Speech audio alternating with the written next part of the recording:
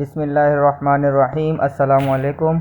My name is Mohammad Akib Khan. You are watching my YouTube channel पाक education academy. Students, इस lecture के अंदर हम discuss करेंगे मेजरमेंट के टॉपिक को जो हम स्टार्ट करने जा रहे हैं। इंशाल्लाह इसको डीपली डिस्कस करेंगे। इसमें यूज़ होने वाले इंस्ट्रूमेंट्स, मेजरमेंट क्या है, इसकी टाइप्स और मेजरमेंट के दौरान आने वाले एरर्स और क्वांटिटीज़ क्या होती हैं, फंडामेंटल क्वांटिटीज़, ड्राइव क्वांटिटीज़ और उनके यूनिट्स और सिग्निफिकेंट फिगर्स, इसके बाद उनके यूनिट कन्वर्जन इंशाल्लाह सब कुछ डिस्कस करेंगे हम लेक्चर्स वाइज। लेकिन आज के लेक्चर नंबर 1 में हम डिस्कस करेंगे इसका इंट्रोडक्शन, टाइप्स और इसके लिए यूज़ होने वाले इंस्ट्रूमेंट्स। सबसे पहले इंट्रोडक्शन की अगर बात करें, measurement is a way to describe how big, how long और how heavy something is. It helps us compare things and understand the world around us. Measurement दरअसल एक ऐसी चीज़ को कहते हैं जिसके ज़रिए हम मालूम करते हैं कि क्या चीज़ कितनी लंबी, कितनी भारी है और कितनी बड़ी है। ये सब हमें मेजरमेंट बताता है और हम एक चीज़ से दूसरी चीज़ को कंपेयर कर सकते हैं और सारी चीज़ों को अंडरस्टैंड भी कर सकते हैं। जो भी हमारे अराउंड मौजूद हैं, जो भी हमारे वर्ल्ड में मौजूद हैं, हमारे इन्वायरमेंट में जो मौजूद हैं, हम उसकी कैलकुलेशंस जब करते हैं तो वो मेजरमेंट कहलाती है। मेजरमेंट आप इस तरह देख सकते हैं कि लेंथ होती है लंबाई। लेंथ की जब आप मेजरमेंट करते हैं तो आपको पता चलता है कि कितनी लंबाई है किसी भी चीज़ की। How long something is.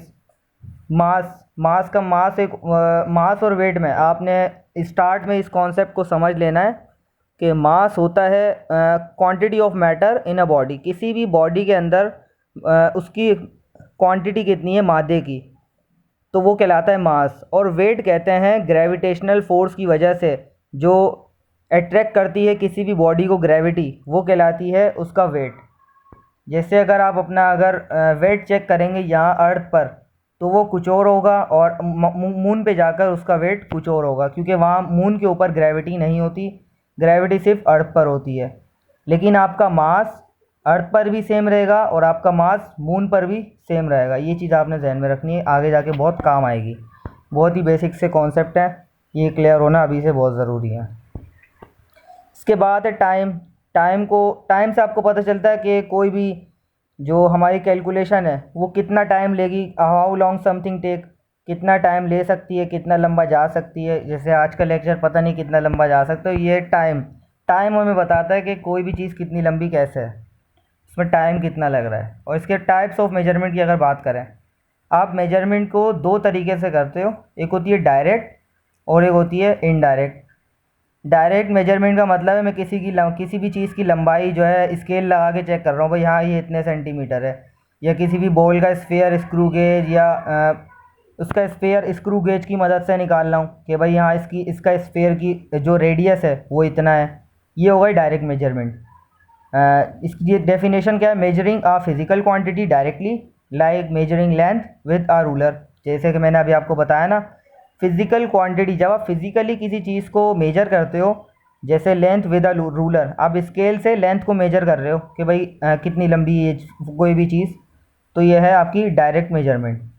Indirect measurement का मतलब होता है कि फिज़िकल क्वांटिटी को आप यूज़ करते हुए उसकी कैलकुलेशन करते हुए निकाल सकते हो उस क्वांटिटी को। जैसे एरिया के लिए अगर आपको लेंथ और विड्थ मालूम है तो आप उसे इनडायरेक्टली थ्योरेटिकल सॉल्व करेंगे और आपको एरिया मिल जाएगा।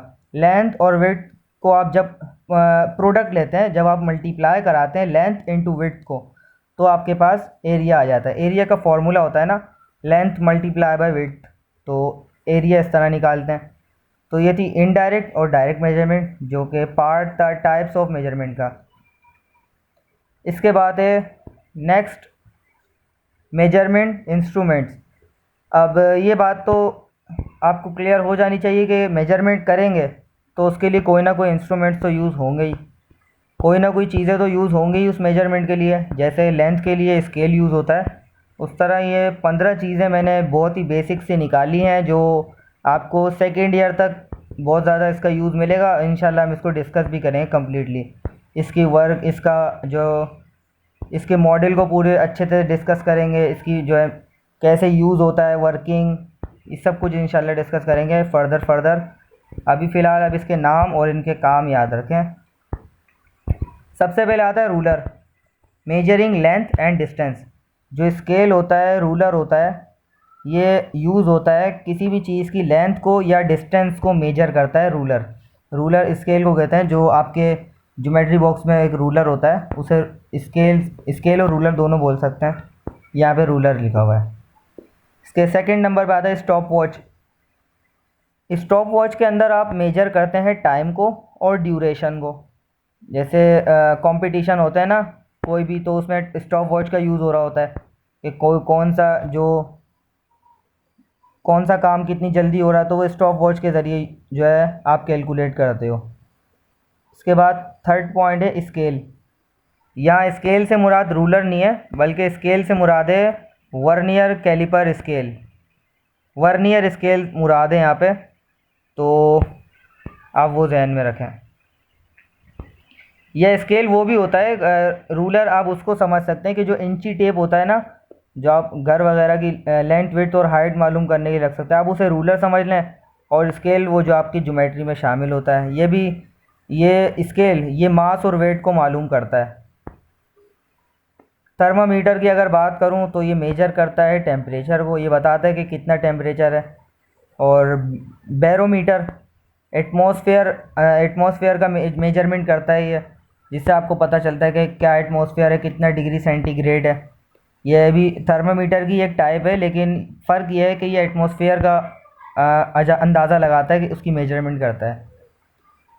6 नंबर पे आता है मल्टीमीटर।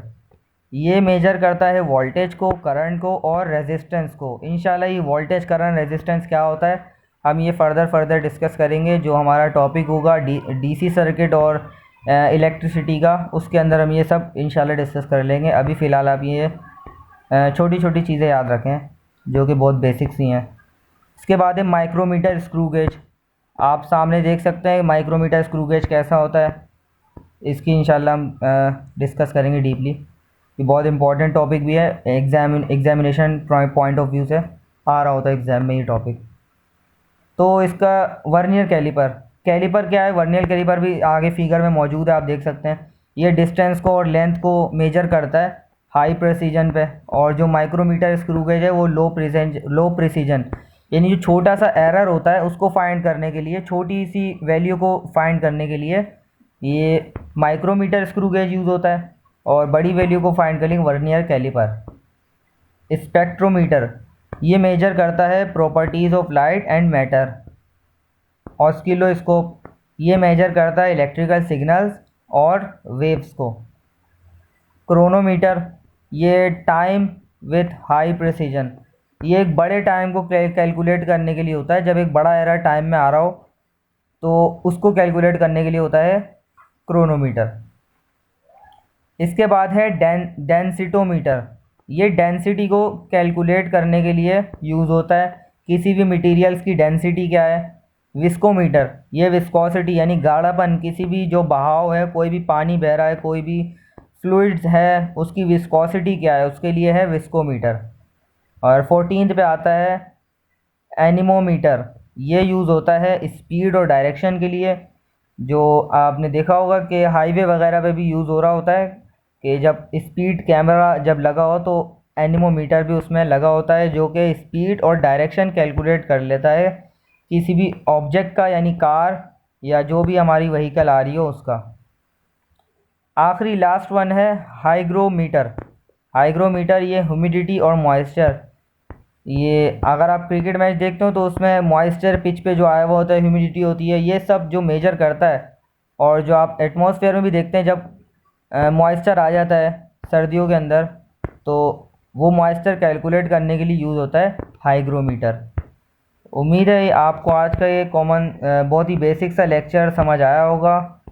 बहुत आसान चीज़ें मैंने आपको समझाई हैं, ये आपको समझना बहुत ज़रूरी है। इसके बाद जो हम बात करेंगे वो थोड़ी मुश्किल हो सकती है, लेकिन ये बिल्कुल आसान था। अगर आपको ये समझ आ गया तो आगे की चीज़ें कोई इतनी मुश्किल नहीं है, ये बहुत बेसिक सी चीज़ें थी। That's all for this lecture. मिलते हैं अगले लेक्चर के साथ, जब तक के लिए इजाज़त दीजिए। चैनल को सब्सक्राइब नहीं किया तो चैनल को सब्सक्राइब कर दें, अपने फ्रेंड्स के साथ शेयर कर दें। मिलते हैं अगले लेक्चर के साथ, जब तक के लिए इजाज़त दीजिए, अल्लाह हाफ़िज़।